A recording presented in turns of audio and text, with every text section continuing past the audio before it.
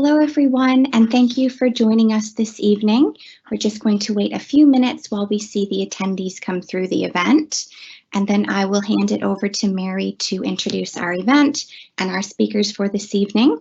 And just very quickly, I want to introduce Mary to you all. So Mary is our A-Law Student Ambassador, and as well, she is the chair of her newly formed A-Law Student Chapter, the Edinburgh Student Chapter. And Mary is a law student. So Mary, I will hand it over to you so you can introduce the event and our speakers. Hello everyone, thank you for attending this evening. Tonight we will be discussing the welfare of UK chickens, what their biological needs are and what our law currently affords them. We have some really amazing speakers lined up.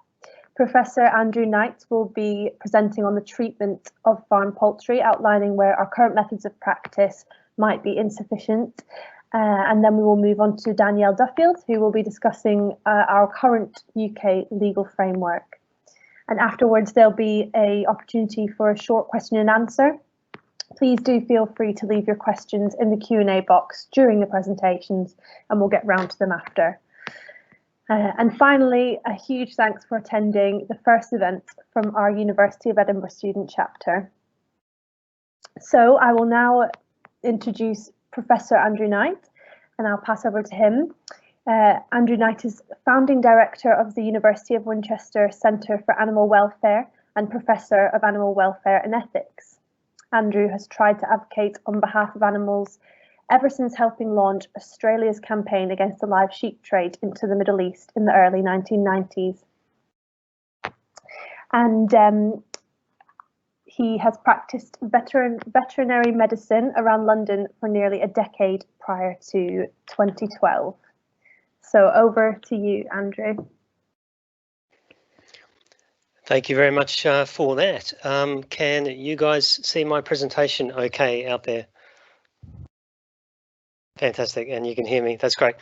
Okay, so I've been asked to talk to you about animal welfare concerns associated with the various forms of farming poultry.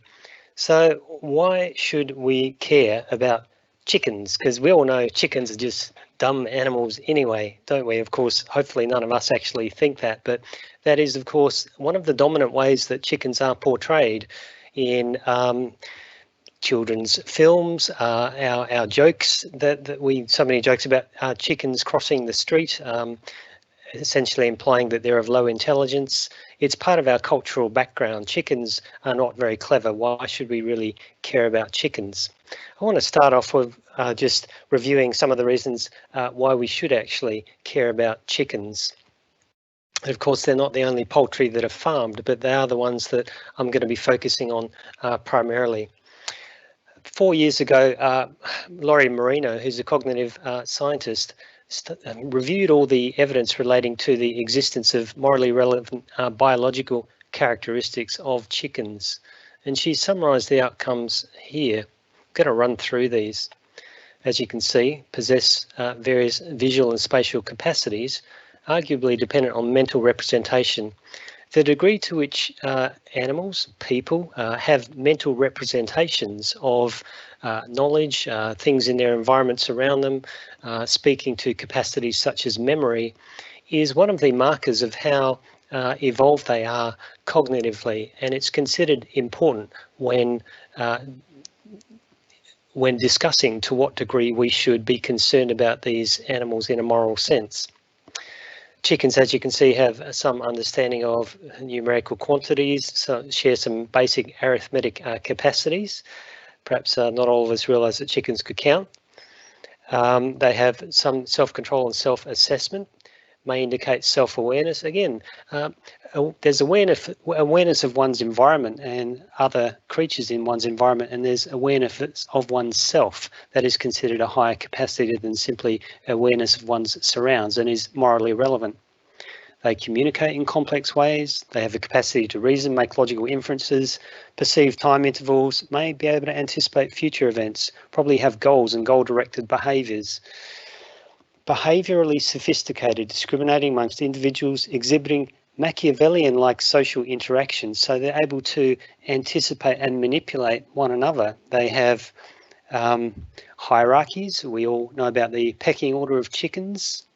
Their relationships are clearly more complex than perhaps the authors of narratives and pictures like these are aware.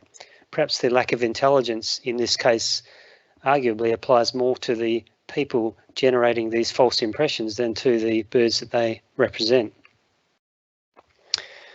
Chickens have complex negative and positive emotions, as well as shared psychology with humans and other behaviourally complex animals.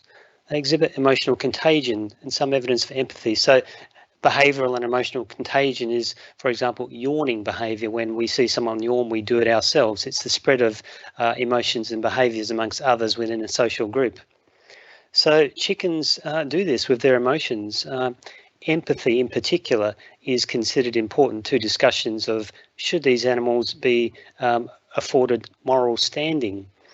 The idea that they're able to, well, that they perhaps do exhibit empathetic behaviours and have empathetic capacities is considered morally important. They have distinct personalities, as any who have actually looked after rescued chickens would be able to tell us, and indeed there are many accounts of the personalities of chickens. Just like all animals who are cognitive, emotionally and behaviourally complex individuals. And the conclusion that Marino gave is that chickens are just as cognitively, emotionally and socially complex as most other birds and mammals in many areas. So why should we care about chickens? Well, this is why we should care about chickens. There's a lot more to chickens than we have commonly appreciated in our own cultural history. And the failings perhaps are more related to the observer rather than to the animals that have been observed, or not very accurately observed, one might say.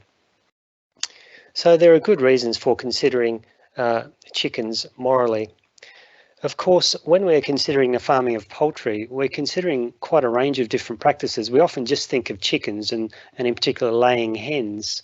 There are, of course, also meat chickens, sometimes referred to as broiler chickens, in a way that certainly doesn't respect their status as sentient beings.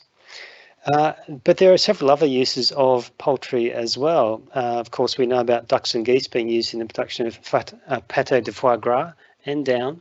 Pâté de foie gras, of course, is this practice of force-feeding ducks and geese volumes of grain, which involves removing them from cages, putting them in physical restraint positions, some of which are very stressful, several times daily, forcing amounts of grain down the esophagus, the food tube, which is up to 10 times what they would naturally consume, causing their livers to swell to a large degree, be impregnated with a fatty, a diffuse fatty exudate throughout the liver, causing a range of problems, not just the sheer stress of doing this to these birds, but also injuries to the esophagus, obesity, sweating, respiratory disorders, a variety of abscesses on the liver and things like that, in order to produce this fatty overgrown liver, which is considered a delicacy by those who enjoy pâté de foie gras. The production of this has been banned in the United Kingdom since about 2006, but its importation is currently still permitted.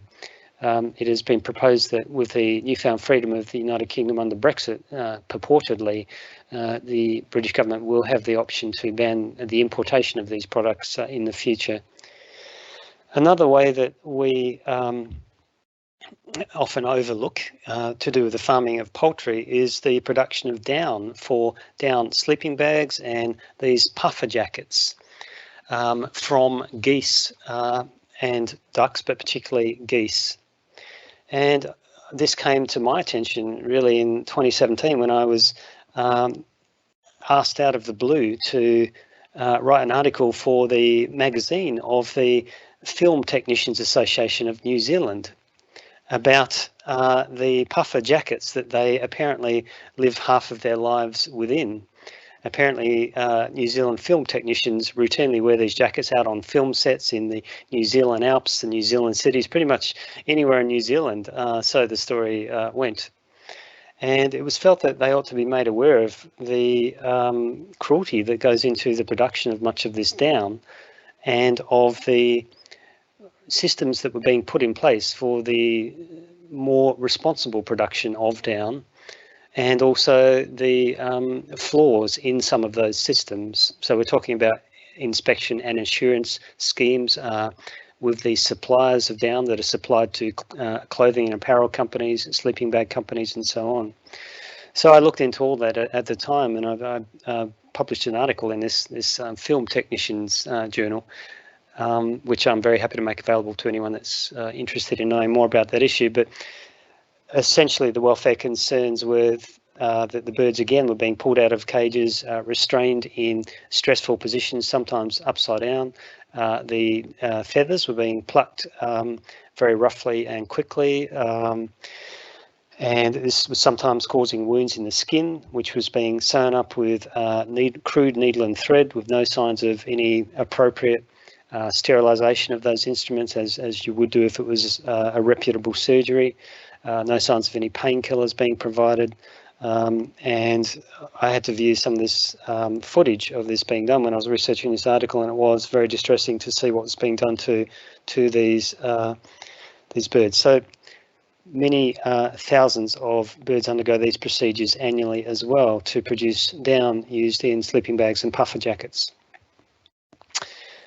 Of course, there is the mass production of turkeys for the classical Christmas turkey, and there are even the production of many tens of thousands of so-called game birds as well, which are used in so-called canned hunts when they are released into a limited area where they can be shot at by people who enjoy hunting these game birds. In a very short space of time, I found an example on the internet when I was preparing for this presentation this evening. Worcestershire Game Farm, established in 1985, produces 250,000 day-old chicks, many tens of thousands of other types of so-called game birds. So the numbers involved in producing these game birds are really large. So these are often overlooked aspects of poultry farming, I think. We usually just think about laying hens and meat chickens. So when we're considering poultry farming, as with all animal welfare issues, there is a way that we can think about the different issues, allowing us to prioritise which are most important. And these are clearly all important. They all involve the infliction of considerable suffering on very sentient animals, for which there is a strong basis to consider their interests. But when we're looking at the various issues, a way to prioritise the different animal welfare issues is to look at how severe are the impacts experienced by those animals, how long do those impacts last for, and how many animals are being affected. And when we do this, it does become clear that the most important poultry farming issues are indeed meat chickens and laying hens. So I'm going to focus on those two for the rest of this presentation. A lot of the problems associated with the farming of meat chickens in particular is a symptom of the wider trend towards increasing intensification of animal farming, which is something that basically occurred after World War II. World War II created the Industrial Revolution within Europe. The machinery of warfare, the mass production of armaments, was turned to addressing the severe food shortages that were plaguing much of Europe, including the United Kingdom after World War II. And those industrial processes were applied to farming, and the process has been going on ever since. We've had industrialisation of farming. This is an article from The Guardian today, actually, documenting the decline of small-scale farms across Europe, across the different species. This doesn't mean there's been a decline in animal farming, quite the contrary, that's actually been increasing, but the small-scale farms have been actually bought up by larger companies and become larger-scale farms as part of this process of industrialisation. And you can see that cattle farming and sheep farming have been least affected, but the most affected, with the largest amount of reds and orange, are the farming of pigs and poultry in particular. zooming in on the change in the number of livestock holdings, you can see there's been a dramatic drop in livestock holdings from 2005 to 2016. The numbers of animals on individual farms has gone up a lot, as you can see. The average number of poultry on a poultry farm in Europe by 2016 was up to over 5,000. Some of these farms have, more than 10,000 birds in a shed. Some of these individual farms have more than 100,000 birds on their farms. So we get pictures like this, these giant windowless sheds with literally thousands of poultry crammed together on a type of flooring, by the way, that isn't very easy to clean if you think about it. These birds are producing waste. Where's it going? It's going into the flooring. What are the practicalities of attempting to keep that clean? I'll come back to that point later on. Now, that picture and a lot of the following images I'm going to put in this presentation were forwarded to me by organisations in the United Kingdom in the last few years, including as recently as this year. And they come from undercover investigations where activists have gone into these farms and filmed the conditions of the birds in these farms. And they've come to me as an animal welfare specialist asking me to describe the animal welfare problems that I can see and supply statements about this. And some of those statements have ended up on websites and in news stories and so on. So I'm going to run through some of those images, and I just guess I warn you that some of them are fairly horrible, seeing the conditions that some of these poor birds are in on these farms. And I'm going to provide some of the statements that I've given in my assessments of this footage. So we'll start by looking at these broiler or meat chickens. As I said, a lot of the problems to do with poultry farming generally have come from the process of industrialisation, and that's been very true in the case of the meat chicken. In the last 50 years, the growth rates have increased by over 300%, so there has been selective breeding for increasingly rapid growth rates. So it's resulted in modern meat chickens reaching slaughter weight of around about 1.5 kilograms, not in 3 months, which is what it used to take, but now in around about half or less than half of that time. By the way, we've seen this process of industrialisation, this intensification of animal farming, going on in other farming sectors as well. Another obvious example is pigs, the selective breeding for larger body masses, increasing litter sizes, more rapid growth rates. We see it with dairy cattle as well, with the genetic selection, selective breeding for increased milk production and so on. But it's particularly extreme in the realms of meat chicken, and you can see what's occurred here. The other things that have occurred as part of intensification, not just changing the animal, but changing the environment. We give them highly concentrated feeds. We try to pack as many animals as we can into the smallest floor space, because floor space costs money, land costs money, and the provision of facilities, be it roofing, be it air conditioning systems, food and water supply systems, all cost money. So if we can produce a higher volume of animal product from the same amount of land, the same inputs of the support systems, then the system becomes more profitable. Sometimes there are attempts to manipulate the animals, not just through selective breeding, but by the provision of things to artificially increase their growth rates.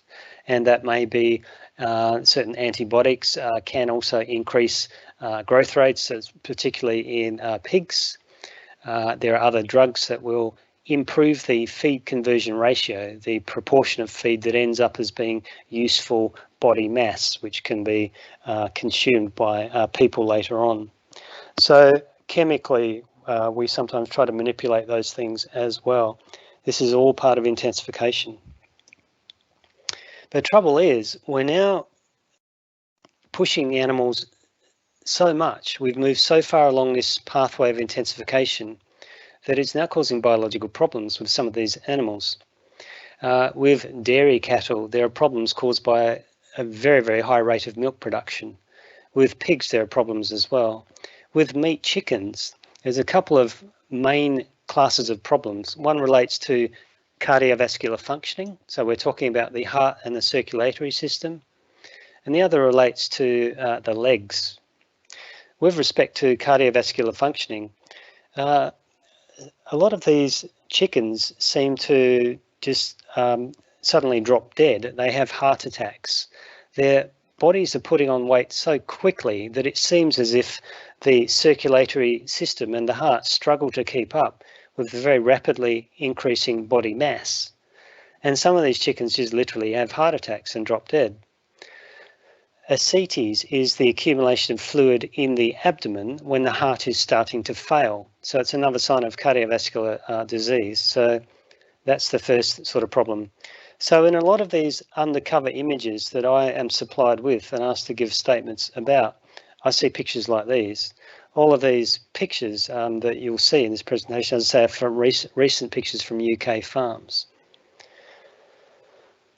The other major cluster of health problems is decreased locomotor activity. So this is the ability to move around the sheds.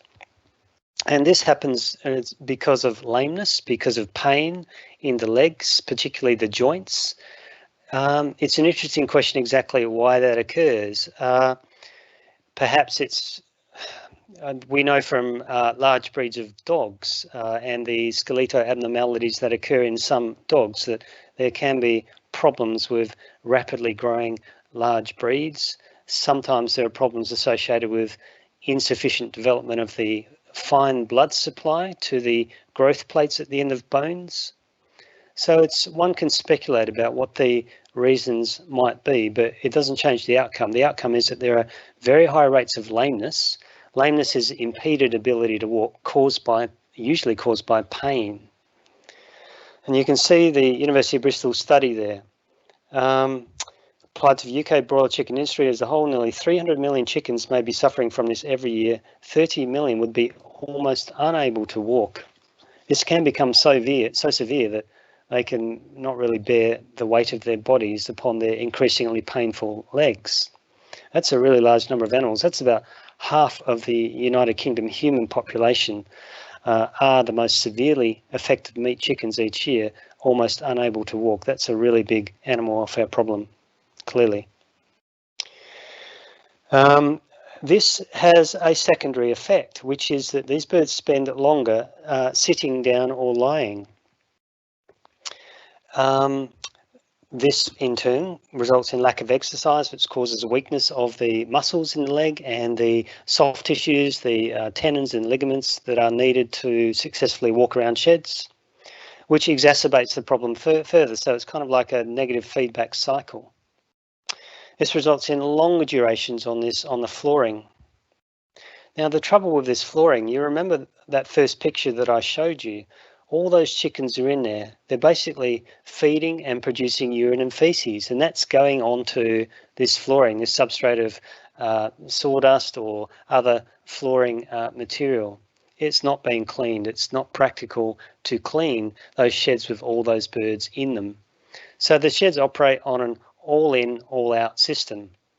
In between cohorts of chickens, these sheds are completely cleaned out, disinfected, a new set of flooring will be put in, and then the poultry chicks are put in there, and they are grown up to slaughter weight 5 to 6 weeks later, and they're removed. During that growth period, the flooring is not cleaned, so the flooring gets increasingly contaminated with urine and feces, and it's not cleaned. It's not practical to clean them whilst they're all in there. As the birds grow more, they become larger, the space between the birds decreases and they become more crowded. So it becomes less and less practical to clean the flooring the more contaminated it becomes, and it's not cleaned until all the birds are removed at the time when they're gathered to go to slaughter. This means that flooring becomes contaminated with urine, and that's got a lot of ammonia, nitrogenous waste within it.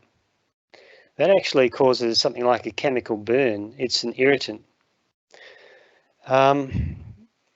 I recall working as a veterinarian in an animal shelter in California once, and we had to look at a dog that had these mysterious raw red burns on its belly and its elbows and legs.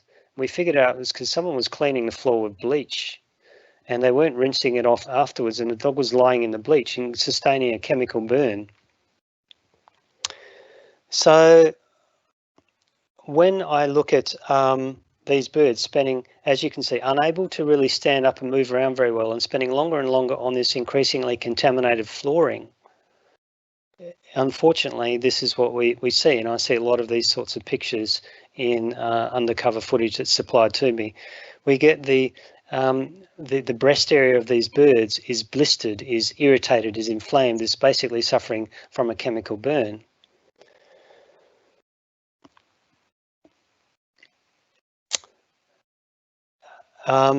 You can see here I've written in one of my statements about this footage about the problems caused by high stocking density, air quality is affected, the high moisture content of the litter enhances the growth of microbes as well.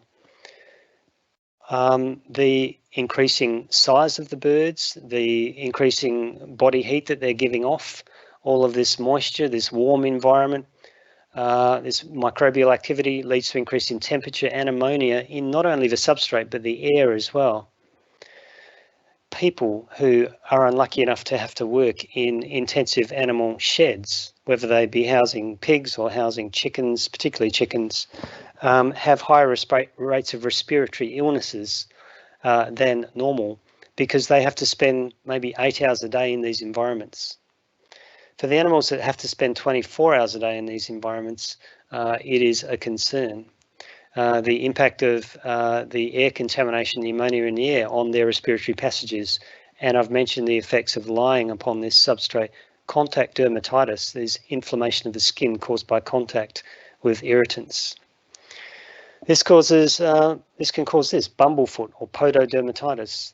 Essentially, we're seeing the skin on the feet become thickened. It's a reaction to chronic irritation.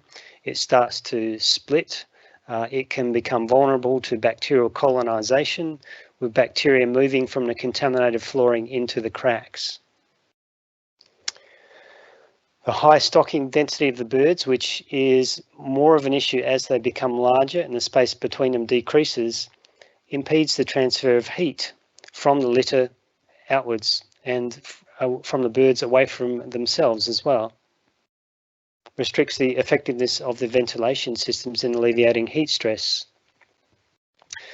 So with respect to air quality is one of the determinants of animal welfare in these environments, and of course also the welfare of the workers, the human workers. We're concerned about ammonia levels, but also particulate levels. We're talking about dust and fine matter from the flooring that gets up into the air, heat, humidity. Whenever you put animals in these giant sheds, you remove what would have been their natural ability to look after themselves, to source their own food, water, thermoregulate, control their own body temperatures as well. You make them very dependent on an artificial system. And when that artificial system breaks down because of some kind of accident, disaster, or error, the consequences can be very severe and many thousands of deaths can occur. So these animals in these sheds become very dependent on ventilation systems as one of the examples of an artificial system they're dependent on. Now, in the next series of images, I want to show you a series of still images because I'm a bit afraid of trying to play a video and seeing whether the technology will work. So I've just taken a bunch of screenshots of still images from one of the bits of footage I was asked to review from an undercover investigation on a British farm in the last few years. And as we go through, I want you to have a look at these and see what you think the animal welfare problems are. So I'm not going to say too much here. I'm just going to maybe take some notes. Note down what all of you think animal welfare problems are. Yes, there's obviously a problem there, but what is it exactly? Is there anything else in the picture that's a concern?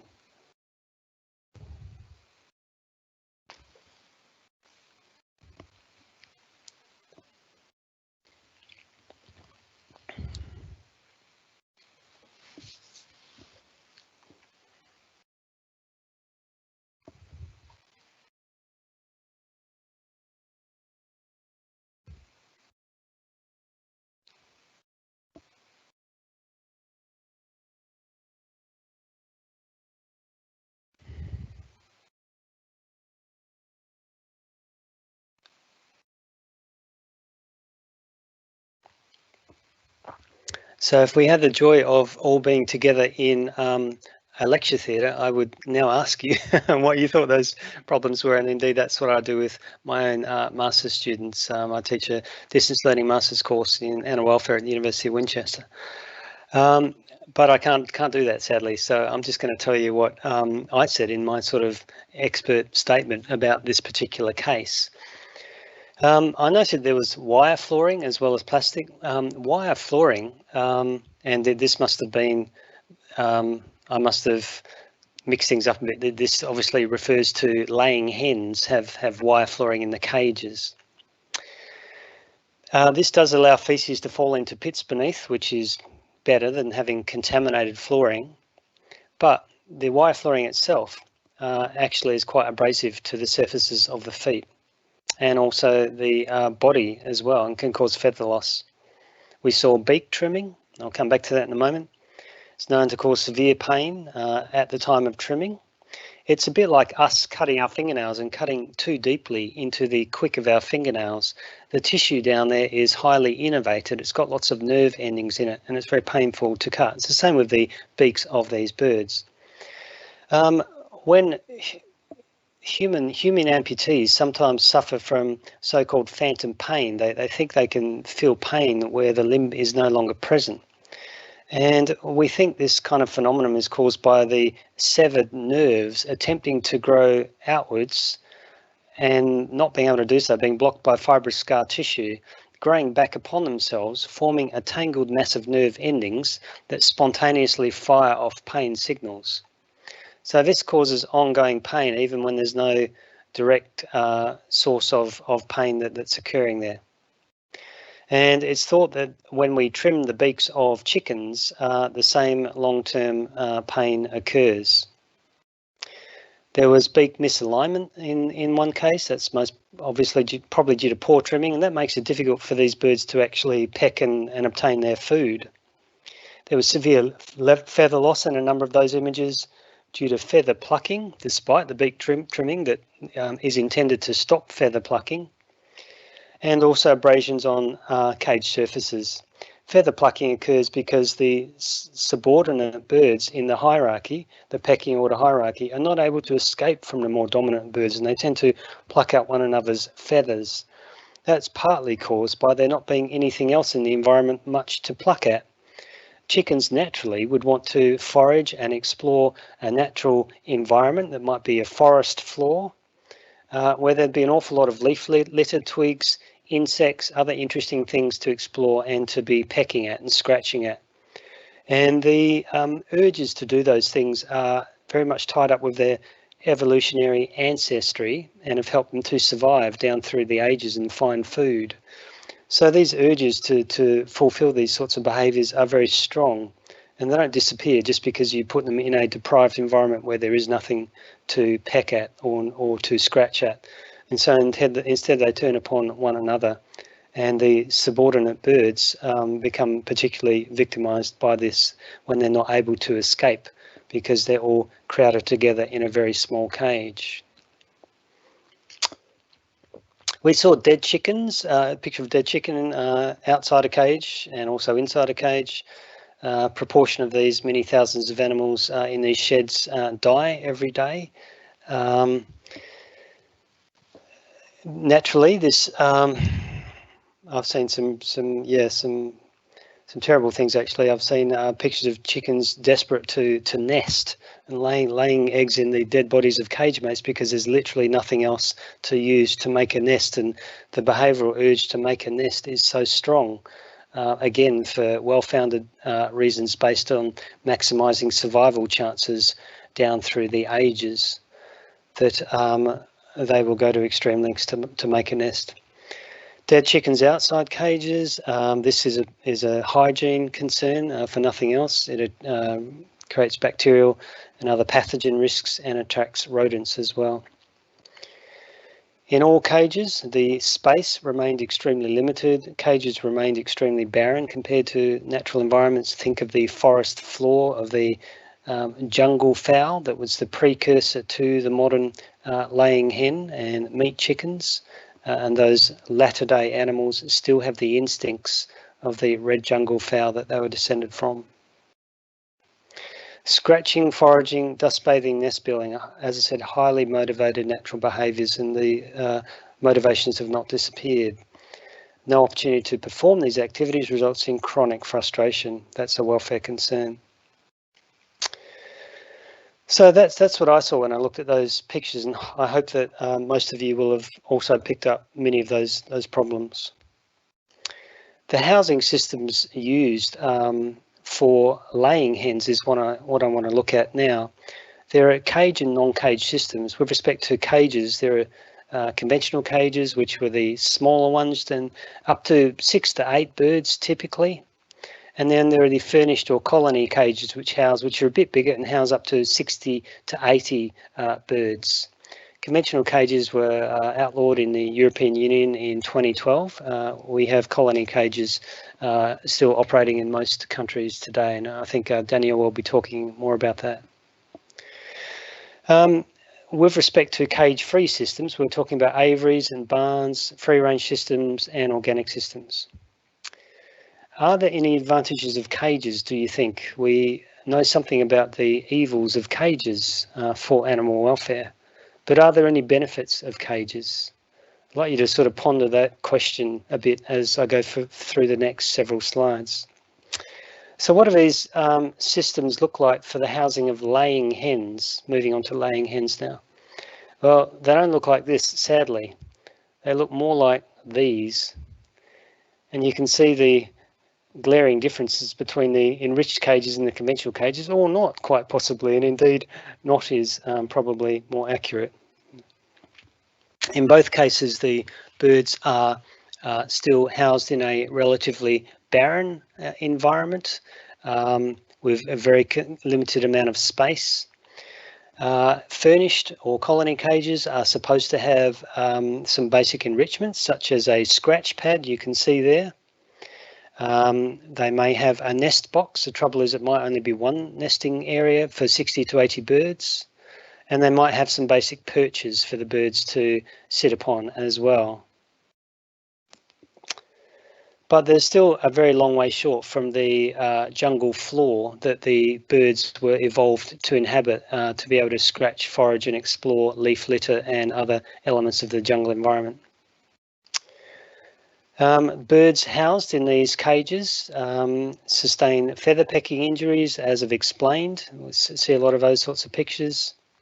It can progress to more injurious pecking when some bleeding starts to occur on one of these birds, for example, pecking near the vent region there. Suddenly you've got some colour in an otherwise very dark and drab environment, and that can draw attention even more and create even more stimulation to peck. And so you can get quite injurious feather pecking, and it can even lead to death and outbreaks of cannibalism. And indeed, to prevent the cannibalism spreading through entire flocks was very much one of the reasons why cages were introduced in the first place. So maybe there is a benefit of cages in terms of preventing cannibalism. Beak trimming, of course, has been implemented to try to minimise feather pecking by taking that sharp point away and making it more painful, really, for the birds to peck at anything. You can see the different examples there: not trimmed, trimmed on the right, and heavily trimmed. Beak trimming is supposed to involve trimming just the first quarter to a third of the upper beak, or perhaps upper and lower. This is done at very high speed to large numbers of animals. Sometimes there are problems when too much of the beak is accidentally taken off, and I showed a picture earlier on of a poorly trimmed chicken and the mismatch between upper and lower jaws that can result from that. So that's what some of the cage systems actually look like that are in common use. This may be the future. This is something that has recently been put onto the marketplace by one of the big industrial poultry equipment suppliers. And in this, we have cages for meat chickens. These are not for laying hens anymore. These are for meat chickens now. So that's really unusual. And the purpose is to be able to essentially save floor space, to pack these meat chickens even higher. So from the same amount of money to buy land, you can now get, maybe 4 times as many meat chickens in the space. So that is a really interesting concept, and we have looked actually at the pros and cons of this in relation to a case recently, myself and a colleague at the University of Winchester, and we're very concerned about the even further restriction of highly motivated natural behaviours of these birds in this cage system. Let's look at non-cage systems. We've got barns and aviaries. Barns are barns. Aviaries are barns with vertical perching areas, and they look like these. They're not necessarily always better for welfare, unfortunately, than cage systems. A big problem is keel bone fractures. The keel bone is like the breastbone or the sternum in people. And as these animals jump from these perches down onto the ground, because their legs are so weak, and because they haven't had as much exercise as chickens naturally would, they don't necessarily land very well, and they can land on their keel bones. And you can see the proportion of these birds that had fractures of the keel bone were higher in non-cage systems, and in the worst flocks, nearly all of them had fractured their keel bones. And they find this at slaughter. When the birds are slaughtered afterwards, they can look at the proportion that have leg fractures, wing fractures, keel bone fractures. The other injuries are often picked up during transportation to the slaughterhouse and catching in the sheds. How much of a welfare problem is it to land and fracture your keel bone and then not to be treated? A huge problem. That's a significant fracture. That is a very painful injury. So that's very prevalent in the non-cage systems. What about free-range systems? Free-range systems are those in which there may be a giant shed with a pop hole and the animals can go to an outside area. The trouble is, chickens have spent millennia perfecting their ability to not go into exposed outside areas where they're likely to be picked off by a flying hawk or some kind of aerial predator. They are afraid of wide open outside spaces. So you can see in this free range system, the stocking density here is really low. There are very few chickens using these spaces. Most of them are still crowded inside giant sheds, afraid to actually go outside through those holes.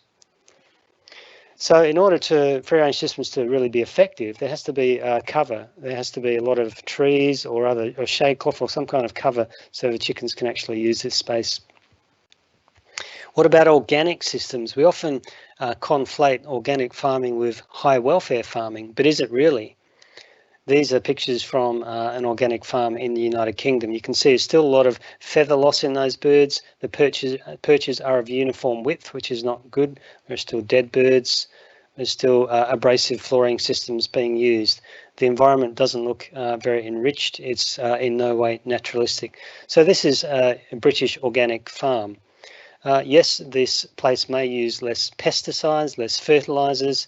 It may not allow the routine use of antibiotics. There may be a reluctance to use antibiotics to treat animals that need it. That's also a feature of organic farms. Doesn't necessarily mean the welfare is better. They may have better stocking densities, which is a good thing. There are charts like this looking at the different housing systems, and you can see the different columns there. We've got conventional cages, furnished cages, non-cage systems. A single level would be a barn, multi-levels an aviary, and then there's outdoor systems, which is something like the free-range system. And the rows show us all the different indicators of welfare.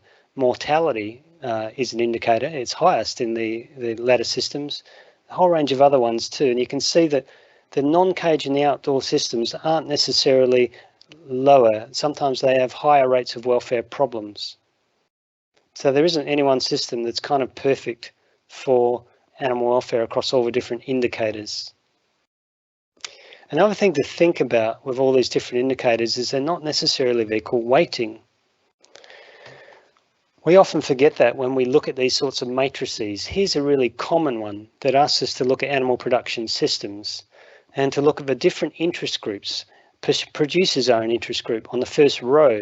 Then there are consumers, the animals, and then the rest of the animals on the planet, really. And we're asked to consider the well-being of each of those groups, the degree to which they can express their autonomy, and the fairness of the system for those groups. And what people often forget when they look at these sort of matrices is that not all of these cells and rows should necessarily have equal weighting. Yes, it's important that producers have fair trade laws, but is that as important as something like a serious welfare concern for an animal locked up in one of those systems? And I think when we look at matrices like these, there seems to be a lot of focus here on physical problems, and to my view, not enough focus on the ability of these systems to fulfill highly motivated natural behaviours. So it's worth just thinking twice before you take these at face value. They can be critiqued. So that's a run through of housing systems. The final few slides I want to just briefly touch on are some other welfare problems associated with poultry farming, capture and transportation, and also slaughter. Capture of these animals, let's say we're clearing out a meat chicken shed. There are 10,000 birds in a shed. They can be either caught manually with a team of catchers that go in and grab these birds as quickly as possible, because they're usually being paid by unit rather than by time. So they're paid a set amount to clear a shed or sheds, and they want to do it as quickly as possible. So they pick them up as quickly as they can. They carry a number of them by their legs at the same time, remembering these birds haven't had very much exercise. Their bones are weak, and it's naturally very distressing to them to be captured in this way. They haven't gotten used to human beings in any sense, and to be carried upside down like this, they can sustain fractures in the process. Or the other way is they can be caught by machine, and I think it's not really clear which is actually more stressful to the birds. I think we hope the machine is actually less stressful, but it can't be a stress-free experience either, being hoovered up by some kind of giant machine into crates. The slaughtering process, historically, these birds have primarily been hung upside down, conscious in shackles. They have then gone on a production line into a water bath, which is full of salts that help to conduct electricity and electric current running through the bath. The hope is that they will be electrically stunned by their heads going through the water. They'll be stunned unconscious, and they'll move on to the cutting system over here. And their necks will be cut, and the blood will run out when they're upside down, and everything's fine because they can't feel anything. The problem has been that actually what happens is that some of these chickens flap when they're going into the water bath. Some of them splash bits of electrified water up towards others. They receive shocks. Some of them raise their necks up. You can see the necks of these birds actually being raised up in the photograph there. For one reason or another, the stunning is not effective in a significant proportion of these birds, although I've seen industry representatives claim this is not a problem. But I've also seen undercover footage of the process showing significant proportions of these birds coming out the other side, not unconscious, because they were not effectively stunned in these systems. And when you consider the incredible numbers of animals that are slaughtered each year, it might be something like 1 billion meat chickens just in the UK alone. If even 1% of them fail to be effectively stunned, we are talking about a huge animal welfare problem at the time of slaughter. There are other ways of slaughtering animals too. There are gas systems, other electrical stunning systems as well, but it's always worth asking how effective are these systems, what proportion of animals are not being effectively stunned for one reason or another, and their throats are being cut while still fully conscious. Finally, let's say that the industry was able to fix all of these problems up, and we were only left with death itself. There has been a school of thought that has said that providing that killing is humanely conducted, there is no animal welfare problem, because an animal that's dead is not aware that it's dead, it's not suffering. Prior to death, the animal doesn't know that it's going to die, so there's no suffering because of that. And providing the killing itself is humanely conducted and there is no suffering, how can there be a welfare concern? Well, remember that these animals are being killed at a very premature stage of life. These meat chickens are being killed at 5 to 6 weeks of age. They would naturally have most of their lives ahead of them. To argue that there is no moral problem caused by killing these animals, even though they have a future potential for life, is a little bit like arguing that taking a child and raising it in a deprived environment with no education, no opportunity, is no moral problem because the child wasn't aware of what it was going to miss out on. It never knew, so there's no problem. That argument, of course, is morally reprehensible and is not a valid argument. The second rebuttal of this argument that death is not a welfare concern is that modern conceptualizations of welfare are no longer just about avoiding pain and suffering, for example, at the time of killing. It's a good thing if there's no pain and suffering at the time of killing, but that's no longer enough. For good animal welfare nowadays, we understand that animals must have the opportunity not just to avoid negative experiences, but to also experience positive ones as well. And death is obviously completely eliminates any possibility of the animal having any positive experiences in its future. So rather than not being a welfare concern, death is arguably the most profound violation of an animal's welfare when it is at a very premature stage of life and it prevents the animal from having any positive future welfare states. Most profound welfare concern that there is. And that indeed is what I and some other ethicists have argued. Death is in fact a very important and significant animal welfare concern. That's really enough from me, I think, about animal welfare concerns. The only closing point I think to make is that this isn't just a an animal welfare issue. There's a human welfare concern associated with intensive farming of chickens and other farm species, in particular pigs, which is of course the risk of pandemics. And that occurs because we've got very large numbers of animals which are genetically pretty homogeneous, so they've lost the hybrid vigor from a more genetically diverse population. They're pretty vulnerable to pathogens, viruses, for example. Very, very crowded closely together, so there's great opportunity for transmission between animals in environments that are very unhygienic. So there's great opportunity for bacteria and other pathogens to be in the environment. And in conditions which are very stressful to them because they're not able to fulfill highly motivated natural behaviours, escape from dominant animals, have any kind of enrichment in their lives, hardly, other than very basic forms. So this is stressful, and it's not for a day or 2 days, it's ongoing. Long-term stress tends to crash the immune system. It can compromise the immune system. So you've got large numbers of animals which are genetically potentially vulnerable, which have potentially compromised immune systems, closely crowded together in unhygienic environments. It's perfect. If you wanted to design a system to maximize risks of outbreaks of pathogens, this is the way to do it. So all I would say is that intensive farming of poultry is a major risk for the spread of pathogens made worse by the long-term use of antibiotics at low doses, which means that the pathogens become resistant to antibiotics as well. It's a human concern as well as an animal welfare concern. This is a report I produced with Open Cages and a medical doctor on this issue last year. So that's it. Thank you very much for listening. I do want to acknowledge my colleagues, in particularly Open Cages and Animal Equality, who supplied many of the images that I've used in this presentation. As I say, they're all from United Kingdom farms within the recent past. Thank you very much indeed. And I think I'll hand over to Danielle now for her presentation. Thank you very much, Andrew. That was a very powerful presentation. Thank you, and very informative as well.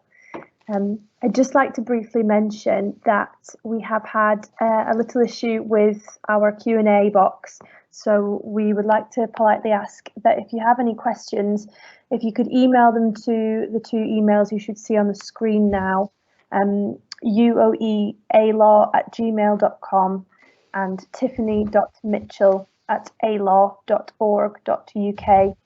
If you email your questions over there, we will make sure that they go towards our Q&A at the end of the event. I'd now like to introduce Danielle Duffield, who will be presenting next. Danielle practices international arbitration and litigation and is an adjunct animal law lecturer. She's been involved in animal law work in the UK, the United States and New Zealand, including through law reform projects, litigation and academic work. Danielle also co-founded and served as president of the New Zealand Animal Law Association, and she co-chairs the Farmed Animal Welfare Working Group here at the UK Centre of Animal Law. Thank you very much, and over to you, Danielle. Thank you. I'm just going to get my slides up. A second.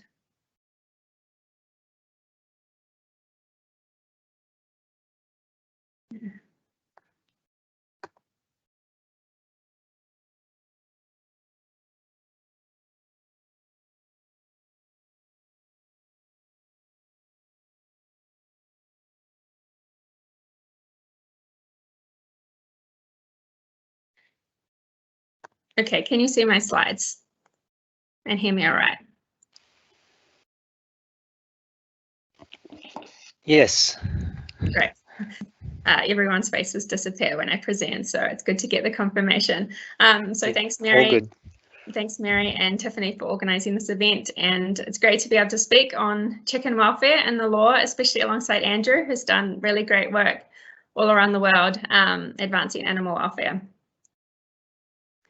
And speaking about chicken welfare always reminds me of this book called Eating Animals by Jonathan Safran Foer. I'm not sure if anyone's read it. It's a really fantastic, thoughtful book.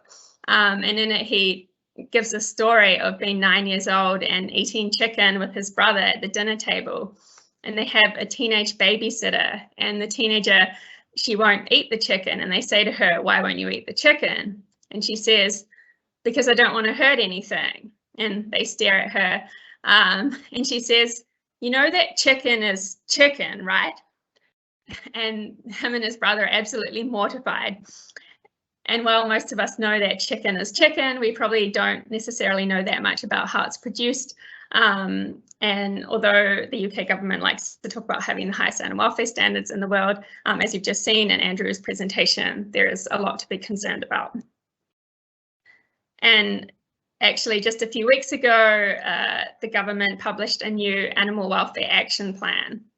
And they say, now we have left the EU, the UK has new freedoms to further strengthen animal welfare standards and reinforce its position as a global champion of animal rights.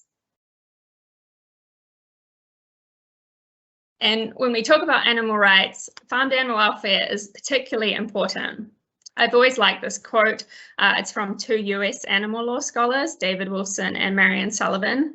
And they say, from a statistician's point of view, since farmed animals represent 98% of all animals, even including companion animals and animals in zoos and circuses with whom humans interact in the United States, all animals are farmed animals. The number who are not is statistically insignificant.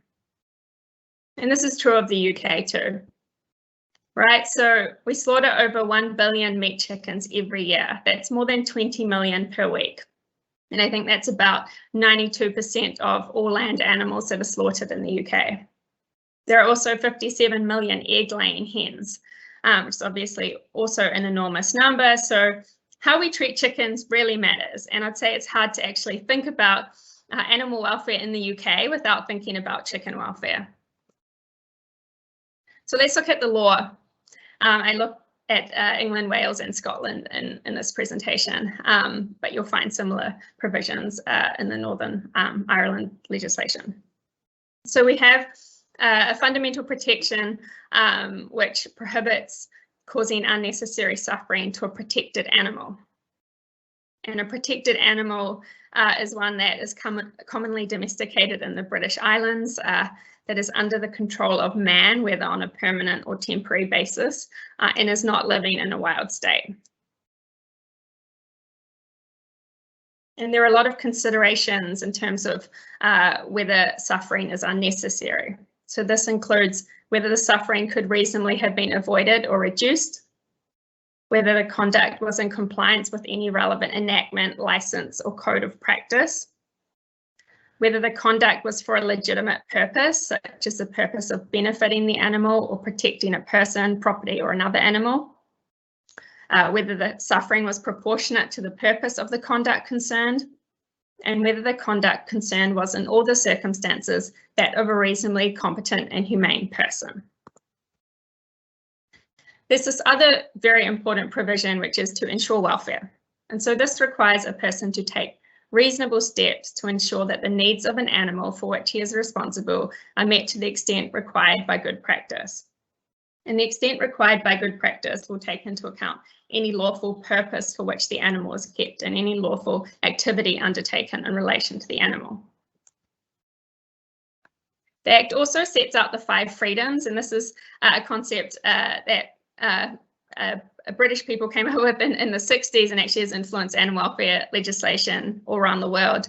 And it's the idea that animals need to have a suitable environment, a suitable diet, the ability to exhibit normal behaviour patterns, any need it has to be housed with or apart from other animals, and its need to be protected from pain, suffering, injury, and disease. And on top of the Animal Welfare Act, we also have farmed animals regulations. So in England, they were promulgated in 2007 and 2010 in Scotland. And so these regulations set out the conditions under which farmed animals must be kept. They say that the freedom of movement of animals must not be restricted in such a way as to cause them unnecessary suffering or injury. Where animals are continuously or regularly tethered or confined, they must be given space appropriate to their physiological and ethological needs, and these must be met in accordance with good practice and scientific knowledge. The regulations also say that animals have to be fed a wholesome diet, which is appropriate to their age and species, and which is fed to them in sufficient quantity to maintain them in good health, to satisfy their nutritional needs, and to promote a positive state of well-being. There are also provisions for inspection. So animals kept in husbandry systems in which their welfare depends on frequent human attention must be thoroughly inspected at least once a day. And animals kept in husbandry systems in which their welfare does not depend on frequent human attention must be inspected at intervals sufficient to avoid any suffering. So Andrew has already looked at a lot of the welfare issues affecting layer hens. I'm going to look a bit more at this as well, and particularly the legal provisions that are relevant here. And it's important to note that 1/3 of Britain's eggs come from caged hens. So there's over 16 million caged hens. So these are enormous numbers, and this is a photo taken from a hen farm in the UK by an organisation called Animal Equality. They do great work, and I encourage everyone to support the work they do, exposing the conditions in which hens live in this country. So what are some standards of concern? Andrew actually had a similar thing in his presentation. This photo is actually from a New Zealand organisation, but the dimensions of the cages are the same in both countries. And what we see is that although battery cages were banned in 2012, we still permit enriched cages. And one legal scholar, Gillian Coombe QC, has described the colony cage or the enriched cage as the premium economy version of the battery cage. It gives the hens a little bit more space, 10 by 20 centimetres, and it also provides for enrichment, so a nesting area, litter for scratching and perches. And there's a layer hen code that sets out, how the litter should be in the nesting area and perches and so forth.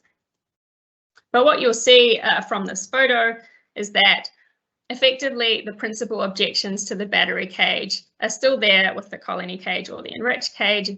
So it still forces these birds to live away from their natural habitat in unnatural conditions, and they're unable to move freely or interact with one another.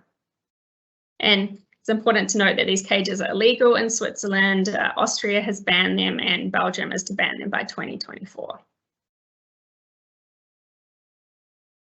And in addition to international bans, there's also a global movement against cages by corporates. So all of the UK's major supermarket chains have either stopped selling eggs from caged hens or have pledged to go cage-free by 2025. and many popular restaurant chains as well, including major fast food outlets like McDonald's, have also gone cage-free. In addition to cages, there are also concerns around beak trimming. This is something Andrew has already spoken a bit about, but effectively beak trimming is permitted subject to certain conditions relating to, for example, it being conducted in a way as to minimize pain and suffering, and there are separate mutilation regulations that regulate this. But ultimately, the legal provisions are quite weak. The Code of Practice just says every effort should be made to reduce injurious pecking so as to stop the need to beak trim as soon as reasonably possible. But as Andrew's already looked at, the reason these hens are pecking so much is effectively because of the conditions in which they're kept. And, as long as you keep these hens in cages, this can be a real welfare problem. Another problem is this killing of surplus chicks, and regulations concerning the killing of male chicks always make pretty grim reading. This is called surplus chicks and hatchery waste. This is from the welfare of animals at the time of killing regulations. And effectively, because the egg industry only needs female birds, in all hen systems, including free range, for example, the male chicks have to be killed. It's estimated that between 30 to 40 million day-old chicks are killed annually in the UK. And this is generally done by gas. But as you see, live maceration is still permitted in the regulation. So let's look at broiler meat chickens. We have the same, me and Andrew, it's the same photos from this undercover investigation from Open Cages, another great organisation that I would encourage you to support. And as I said, over 1 billion broiler chickens in the UK. So, the welfare of broiler chickens is incredibly important. I can't emphasize enough just how much meat chicken welfare really matters from an animal welfare perspective because of the numbers. And I think one provision that's particularly interesting and relevant for broiler chickens is this regulation on breeding procedures. And this provides that natural or artificial breeding or breeding procedures which cause or are likely to cause suffering or injury to any of the animals concerned must not be practiced. It doesn't preclude the use of natural or artificial breeding procedures that are likely to cause minimal or momentary suffering or injury, or that might necessitate interventions which would not cause lasting injury. And it goes on to say that animals may only be kept for farming purposes if it can reasonably be expected on the basis of their genotype or phenotype that they can be kept without any detrimental impact on their health or welfare. But despite this, we have a very weak code of practice, again, which simply says welfare and health considerations, in addition to productivity, should be taken into account when choosing a strain for a particular purpose or production system.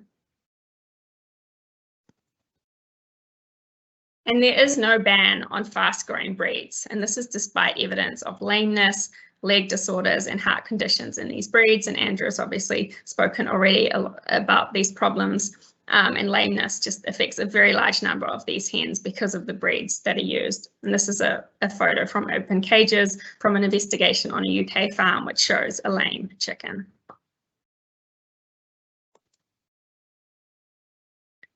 Another major concern is high stocking densities.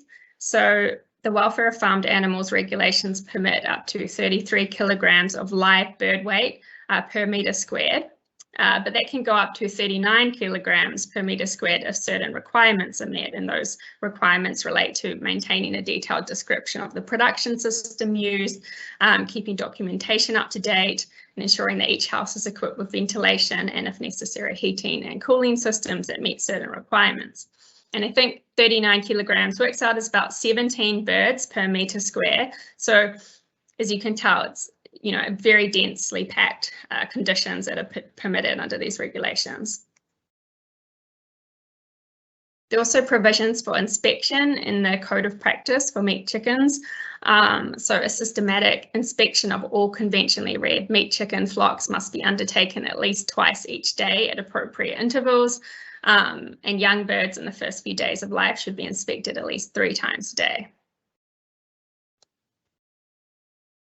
There are also provisions for disease control, so any animals which appear to be ill or injured must be cared for appropriately and without delay.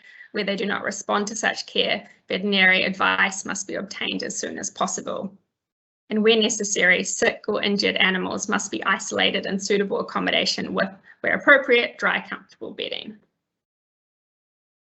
But as you will see, as Andrew has shared, of UK farms, it's questionable the extent to which this is actually happening in practice.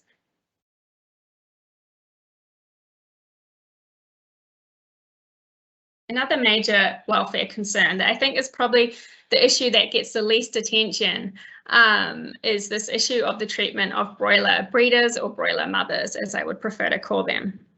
So these are the mothers of the chickens that people eat, and they're routinely starved, so they're fed a diet that's about 20 to 25% of what their normal intake should be, and that's to limit body weight gain and achieve desired levels of fertility. And this is connected with the breeds that are used. And this practice of routine starvation was challenged by Compassion in World Farming about 16 years ago in a judicial review that they brought. Unfortunately, the judge in the High Court found that the evidence that broiler breeders are sufficiently hungry to compromise their well-being is lacking. And it went all the way to the Court of Appeal. Unfortunately, it was dismissed at appeal stage because the Court of Appeal really viewed this as a challenge to fast-growing breeds. The court held that legislation intended to see that animals and keepers of animals feed their animals properly cannot be used as a vehicle for compelling DEFRA to require the owners and keepers to keep different animals. So that was unsuccessful, unfortunately. So a question I have is for you to think about is, why does our code of practice permit practices that even KFC has deemed too cruel? What I'm talking about here is the Better Chicken commitment. A number of fast food outlets have committed to higher welfare standards by 2026. And this includes compliance with all EU animal welfare laws, significantly reducing stocking densities to 30 kilograms per square metre, using higher welfare breeds, better stunning techniques, namely atmospheric stunning or effective electrical stunning, third-party auditing and annual public reporting on progress towards the commitment, and improved environmental standards.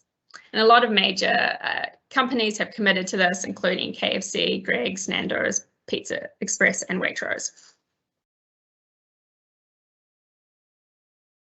So another question for you all to think on. You can tell that me and Andrew are used to presenting to students with all our questions we have for people to reflect on. But why is there this disparity between the strong protections in the legal framework we have and poor standards in practice?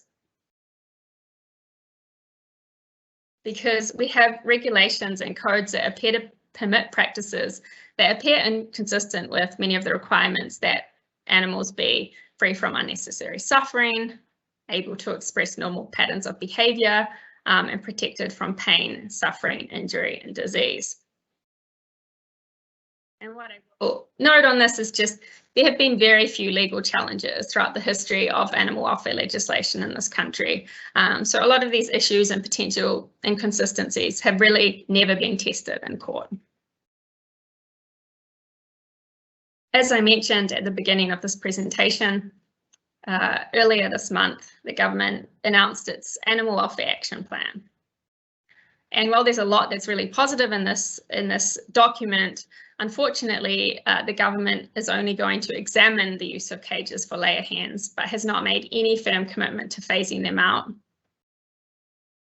It's made no mention whatsoever of improving standards for broiler chickens, which I see as a massive omission, given how many there are in this country and the conditions in which they're raised.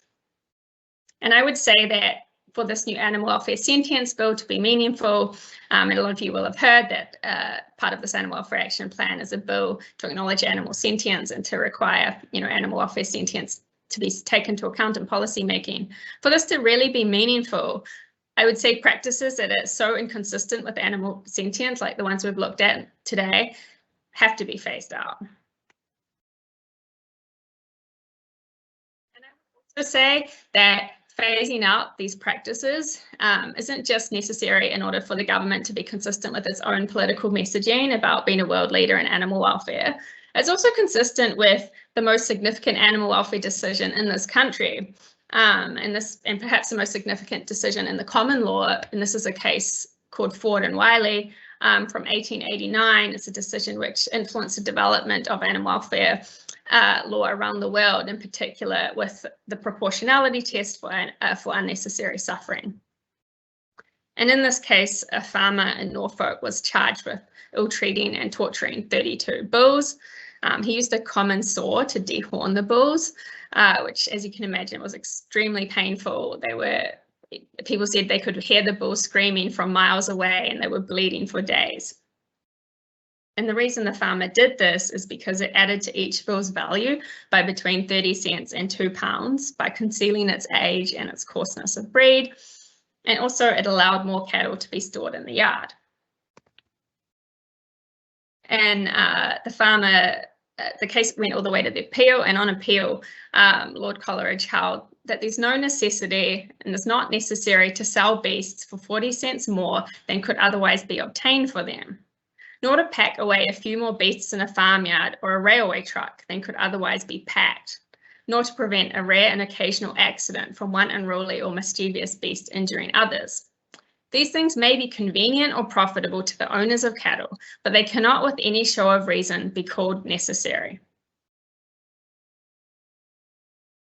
He went on to say, and I think this is a really fantastic quote, it's very relevant today, to put thousands of cows and oxen to the hideous torments described in this evidence in order to put a few pounds into the pockets of their owners is an instance of such utter disproportion between means and objects as to render the practices described here not only barbarous and inhuman, but I think clearly unlawful also. And I think if this jurisprudence was properly applied today to the practices we've been looking at in relation to hens in this country, it's clear that these practices aren't just, frankly quite barbaric and inhumane, but really should be unlawful on any proper reading of the law. So just to finish up, what do I think would make the UK a global champion of animal rights? And I know that in this Animal Welfare Action Plan, the government said that leaving the EU will allow it to take a more assertive role on the world stage when it comes to animal welfare. So what I would like to see is national bans and import bans on all low welfare products, including caged eggs and low welfare chicken. And I note in this respect that we would simply be following the good precedent set by states like Massachusetts and California, which have not only banned caged egg production, but have banned the sale of any eggs from caged hens in those states. So you basically just can't import to those states, whether from other US states or internationally, eggs that come from caged hens. And I think it's really important that the UK does that. And I will also note, in fact, that highly relevantly to this discussion around the UK being a world leader in animal welfare, just a few days ago, the EU's Agricultural Committee announced that, or they voted in favour of banning all cages for farmed animals, as well as an import ban. And while this is just the first step in the legislative process and it still needs to be approved by the European Commission, if adopted, this would put the EU significantly ahead of the UK in terms of animal welfare. I also think that the UK needs to commit to free trade agreements that ensure trading partners maintain high animal welfare standards. Obviously, there are a lot being negotiated at the moment because of Brexit. And finally, I would like to see the UK follow the lead of countries like France and Germany in terms of their ban on practices like gassing and live maceration of male chicks, who are instead implementing sex selection technology, which will render those practices quite unnecessary. And perhaps once we've adopted all of these reforms, we can then ensure that our law doesn't allow us to hurt anything, or should I say anyone. And I think that's all from me, and so we can move on to questions in whatever time we have left. Thank you, Danielle.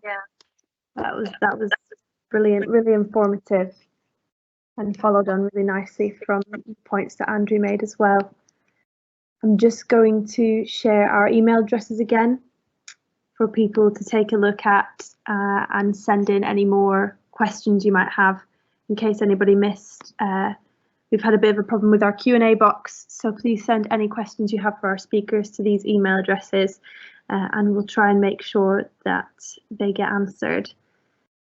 So we'd now like to move on to ask, I think, Professor Andrew Knight our first question, which is about the better chicken commitment that was briefly covered by Danielle as well.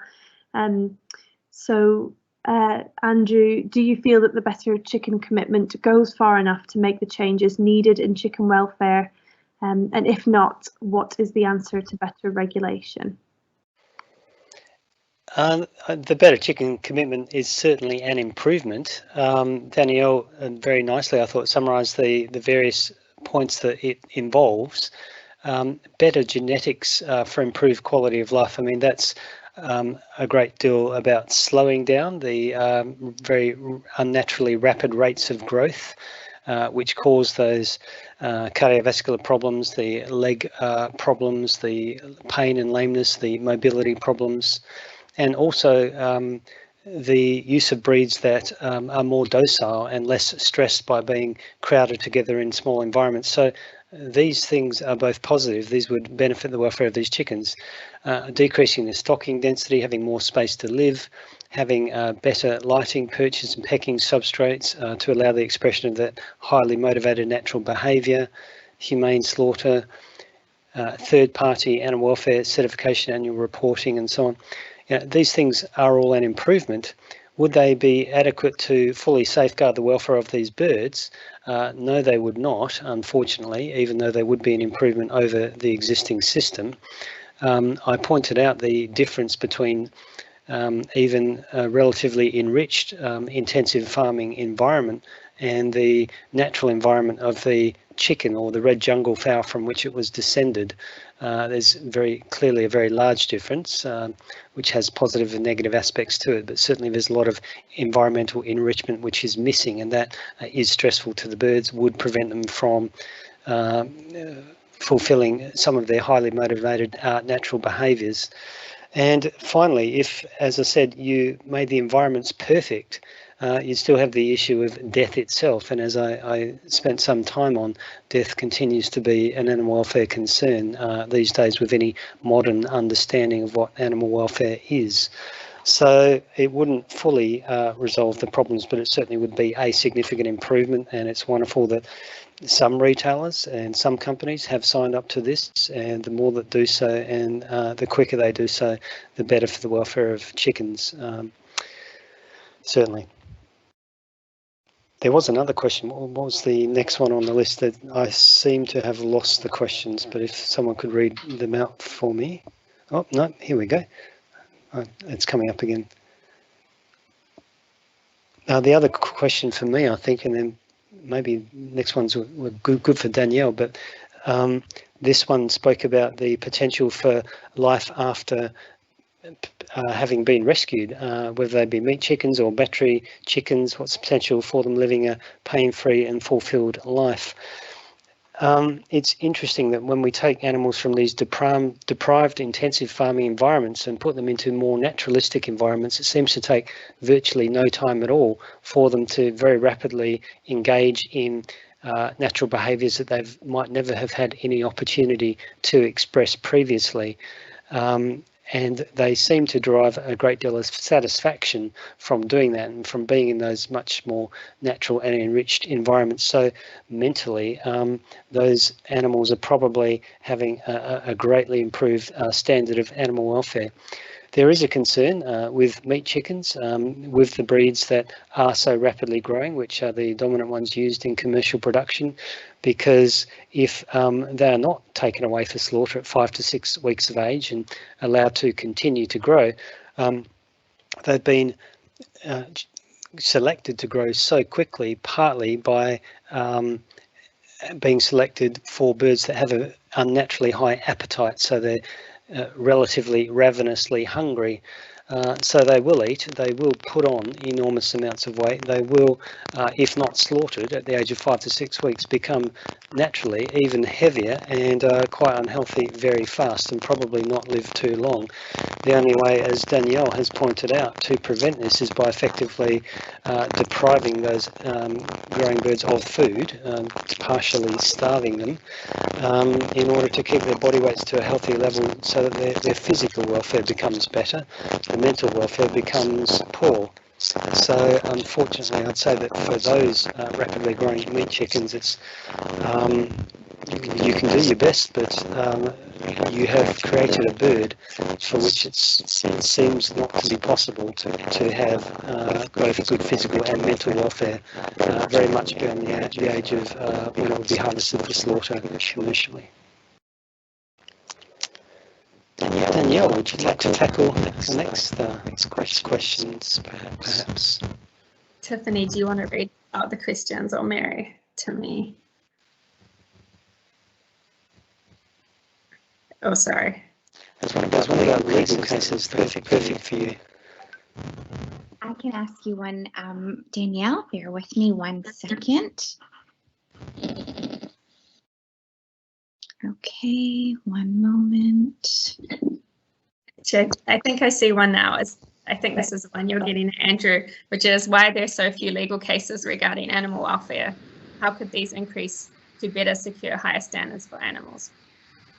So a couple of reasons. One is just it's very expensive, unless you have full pro bono support, it's very expensive bringing these cases to court. You'll be working on them for, more than a year. It'll probably cost quite a lot of money. It's also high risk, so there's a reasonable chance that you won't succeed, and you've gained nothing and spent a lot of time and money. So it's quite a high risk strategy, but also potentially high reward if you win. I was involved in a case recently in New Zealand, a judicial review that was successful, and as a result, the government's been forced to phase out farrowing crates for pigs, and so New Zealand will be the 3rd or 4th country in the world to get rid of these systems as a result of a successful judicial review. So it can lead to very good outcomes. It's just high risks and can cost money. And often organisations probably think they prefer to go down the law reform path to try and promote law reform directly. But I do think there's a space too for more legal challenges, as well. And I do think that plays a role too. And it could be something that we do more of in this country.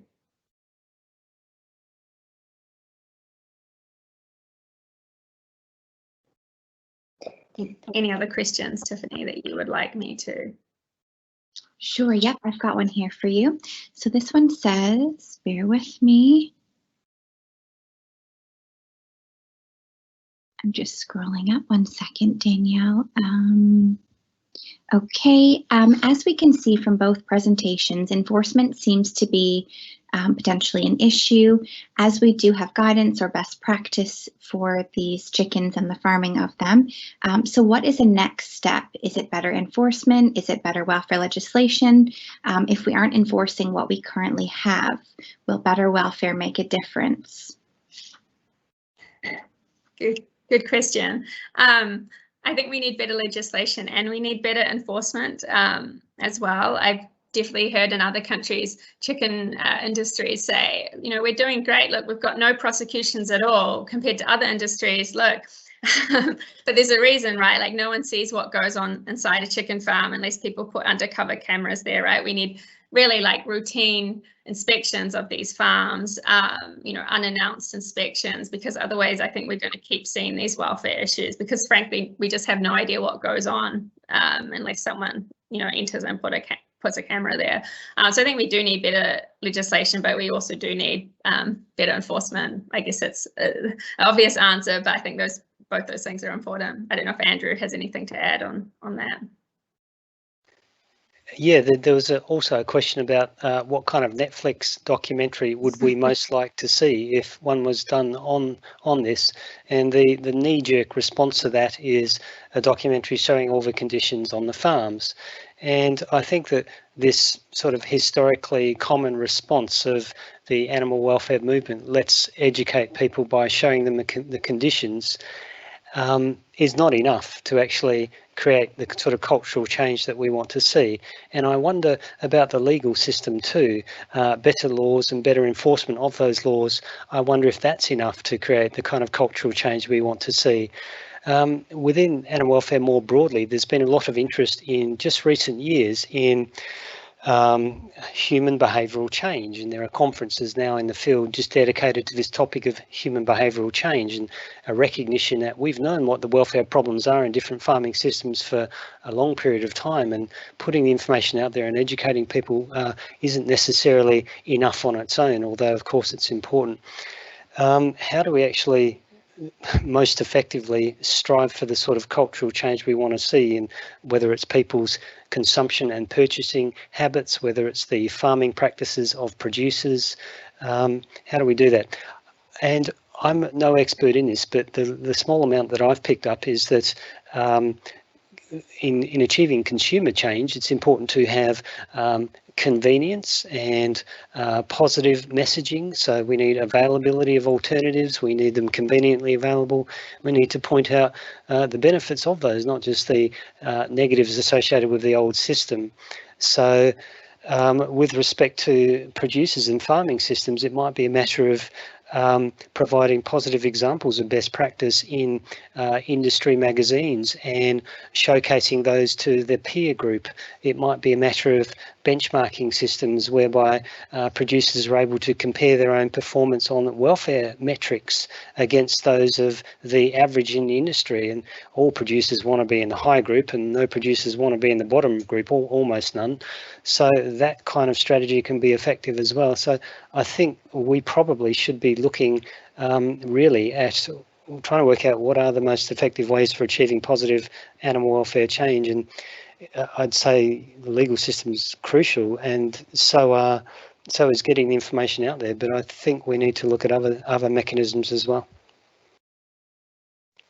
And perhaps an interesting question to ask you next, then, and either of you, quite a broad question, is how do we break the link between big business and the constant evolution of processes that increase profit at the direct cost of animal welfare?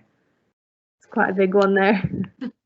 If I could dive in, I was just reading that Guardian article this morning that I referred to in my presentation. You can see that I do things last minute here, and if it wasn't for the Guardian, my presentation would be shot full of holes probably. But one of the things I was reading is that the Common Agricultural Policy within Europe, which was again set up after World War II to decrease food security concerns in Europe, funnels literally billions of euros. I think it was something like 40 billion euros each year. Now, 80% to animal farming systems, and 80% of that money goes to only 20% of producers, and they're the biggest ones. So that's an awful lot of money. I think we need to rethink the funding system, the public subsidy of these industries, and we need to be making receipt of funding much more conditionable on public goods, whether it be concern for the local environment, that farmers can look after their land to try to ensure environmental sustainability and conservation goals, but also animal welfare objectives too. These are also public goods. They're things that society at large is concerned about. And the extent to which they're met should dictate the amount of funding that can be received. We sometimes hear talk of externalities being priced into farming systems which are currently not, so that be the costs associated with the production of these foodstuffs, cost to the environment, the pollution of waterways, the chemical contamination of lands, and the loss in biodiversity, which all of these are sort of public resources, but producers that damage those resources are not paying for them. So I think we need to actually be changing the pricing and subsidy systems, taxes for those who seek to use public resources and destroy them, and the appropriate provision of subsidies depending on the extent to which producers uphold public interests in terms of the environment or animal welfare. And I will just add to that, I would like to see more public funding of like plant-based meat and clean meat, animal-free protein. And actually, when companies are forced to adopt higher animal welfare standards, it does raise the cost because they're forced to effectively internalize those externalities that Andrew was talking about. And then we can get to a point where, lab-grown chicken might be similar in price to actual chicken, which at the moment is just like artificially low because they're not paying for the costs. You know, other people, animal welfare is suffering and the environment is suffering and so forth. So I think it's good to think about how those two things work together in terms of like raising animal welfare standards, but also providing public funding for animal-free protein. Thank you. I have a question, Danielle. In Germany, we saw the Federal Administrative Court rule that animal welfare concerns outweigh the economic interests of farmers who wish to practice the chick shredding.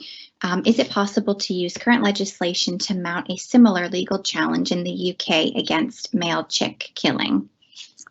Yeah, I saw that question. It's a really interesting question. And for anyone who hasn't read the judgment, it's a very fascinating decision for a lot of reasons.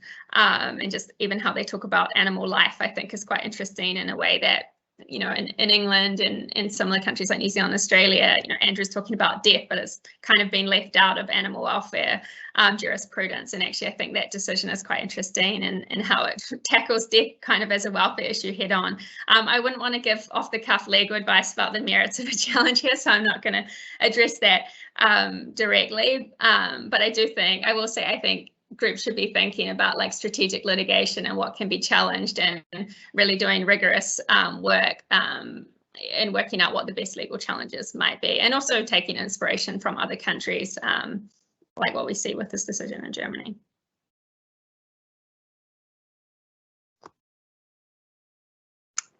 Really interesting discussion. Have a couple of questions about free-range chickens and the difference between, in practical terms, the differences between the regulations for enriched and free-range chickens. I don't know if that's something you want to touch on, Andrew. I'm not quite sure what the question is getting at here. There are certainly welfare concerns associated with both the so-called enriched and the free-range systems, and I've gone over those in my presentation. The enrichments are very minimal compared to a truly naturalistic environment that would adequately uphold the chicken's welfare.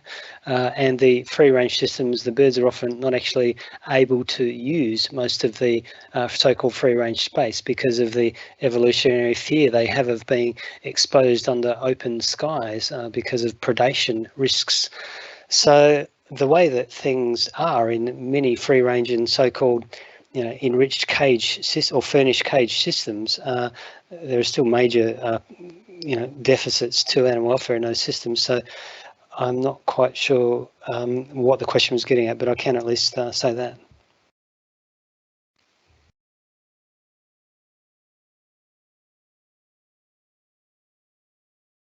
Thank you. I think that covers it quite nicely. Perhaps the following question then is a better one to ask, and that is, would it be possible to have free-range enclosures which have trees and lots of cover? Could this be a way to have welfare-positive egg farming, and is there any reason that this isn't readily practiced? Yes, it is possible, and I have seen examples of those systems with tree cover, lattices and vines and things like that, and that's great. And coming back to cultural change, human behavioural change, these are the sorts of models that ought to be published and presented to industry, to producers, as some things that work successfully for others and that perhaps they ought to consider themselves. Are there any reasons why that couldn't be done? Clearly it is being done and it works for some. Perhaps those who don't do it simply don't want to invest in the costs of trees and the slightly increased labour involved in maintaining land which has some trees in it compared to an empty field. I don't really know. But it comes back, I think, to what we value most and how much we value different aspects of this system. I think there needs obviously to be genuine valuing of animal welfare, and that needs to equate with a certain amount of money. as I say, it could be that if people want to receive these massive government subsidies for propping up these otherwise potentially unviable industries, then they need to meet certain animal welfare standards and provide those sorts of facilities. That, I think, is the way that we should be going in the future.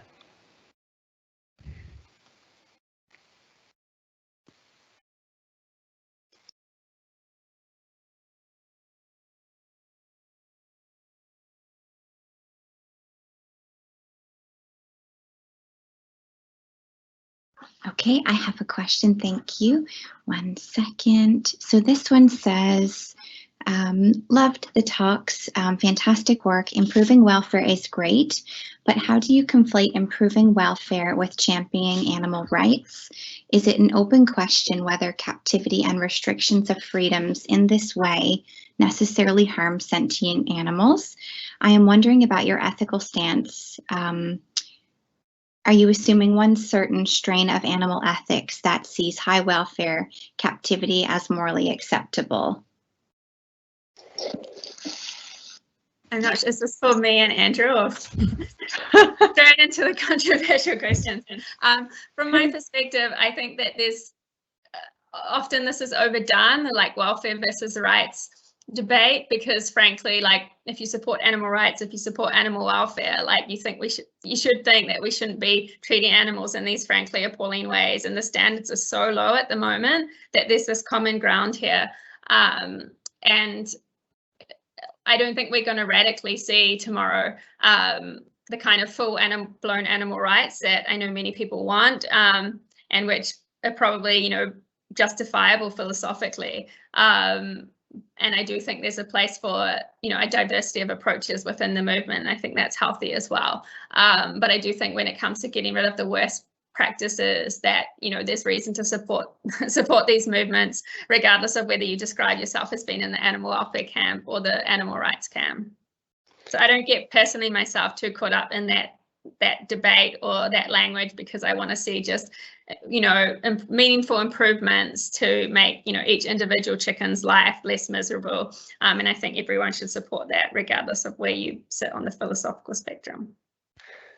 I would agree, and I like to add what Peter Singer told me in Amsterdam when I saw him at a conference once. So Peter Singer was often credited as being the sort of the founder of the animal rights movement, which is kind of inaccurate because he wasn't really a rights philosopher in the way that, say, Tom Reagan was. He was a utilitarian philosopher, but nevertheless he's often thought of as the founder of the animal rights movement, with his book Animal Liberation in particular. Peter Singer said to me in Amsterdam when I met him, he doesn't like to talk about rights because they're so controversial and there are so many differing views about it. Instead, he likes to talk about the interests of animals, because that's not really nearly as controversial. It's clear if we simply look at the scientific evidence that animals, including all these farmed chickens, have a variety of interests that are important to them. And if we are going to consider ourselves ethical agents, then it is incumbent on us to uphold their interests, kind of full stop, regardless of whether or not somebody believes in rights or doesn't believe in rights.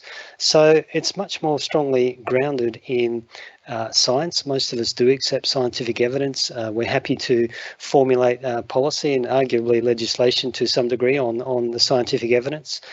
And it is clear that if we're going to consider ourselves as ethical agents, then we do need to recognise that these animals are sentient, they have a variety of interests, and we need to uphold at least the most basic and fundamental interests of importance to them. So I guess that's what I'd say about the rights versus welfare concern. You can certainly argue until the cows come home about ethical positions and rights, and that's a wonderful debate to have, and we would be here until this time tomorrow, I think, if we did so. But animal welfare science and the interests of animals are far less controversial, and they absolutely justify the sorts of changes that we have been calling for this evening. Thank you very much. And just one final question. You both can have an answer if you want. What can we do to ensure better welfare, to ensure that we're treating these chickens better, whether it's members of the public or groups or lawyers or absolutely anybody? What are your tips to help move this work forward? Sure, I have a few thoughts. I think you could think about how you donate, how you give your time, and what you eat would be my main one. So there are a lot of great groups really championing this work in this country and elsewhere, like Animal Equality, like the Humane League, like Open Cages. Even if you don't have huge amounts to give, I'm sure any donations to these groups is very much appreciated in their work. And I think they're all doing really fantastic work. So I think about supporting them if you're in a position to, or supporting their campaigns. For example, they often send out like action alerts where you can do certain things like contact companies about their practices and try to get companies to sign up to things like the Better Chicken Commitment. So that would be another thing, volunteering your time.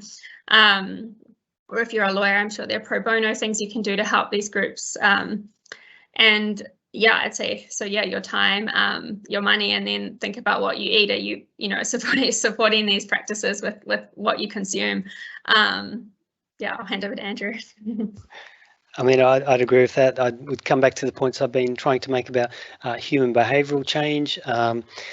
Traditionally, the movement that has been concerned about these issues has often focused on very negative messaging, putting up sorts of horrible pictures that arguably I've made the mistake of doing in my presentation tonight, which is known not to be very effective actually in creating the sort of change that we so often want to see.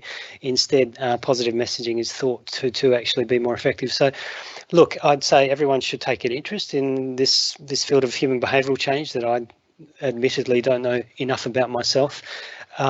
Think about what strategies might be most effective to help bring about the sort of societal changes we want to see.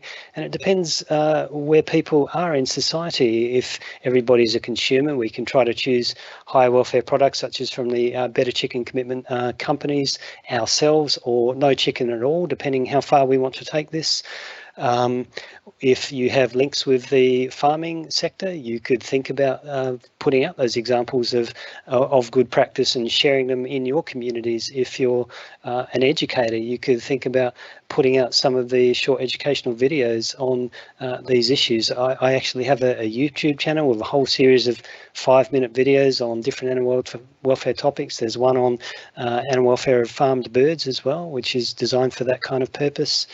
Certainly supporting the groups that Danielle spoke about. So, but being in reasonably sort of intelligent wherever you are, not just trying the old ineffective approaches of negative messaging, thinking about what actually works in helping to encourage people to change. I think we all need to be more interested in that than historically we have been.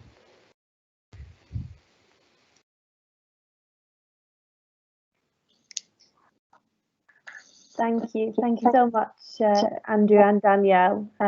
It's been a really brilliant event. I really appreciate your time, and everyone else who's attended tonight as well.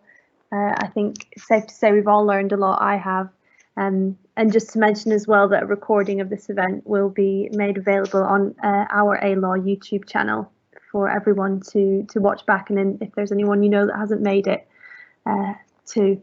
I would also urge everyone to have a read of the report that Andrew has been part of with Open Cages on supermarket chickens and pandemics. I found that a really interesting and informative read as well. So thank you everyone for coming, and I'll pass over to Tiffany if you have any final words. Thank you. Yes, I want to thank you both as well. It's been an incredibly powerful presentation and informative as well. Like Mary, I've also learned so much. So I want to thank you both for taking the time to prep and to be here with us to answer questions. We absolutely appreciate it. And I believe that the attendees definitely learned quite a bit this evening as well. So thank you both so much. And as Mary said, yeah, we will be sharing the recording on our YouTube soon. So once we do, we will let you all know, and you can share it with everyone. So thank you both again. Thank you. Thanks everyone for coming. Thank you. Thank you. Bye-bye. Bye.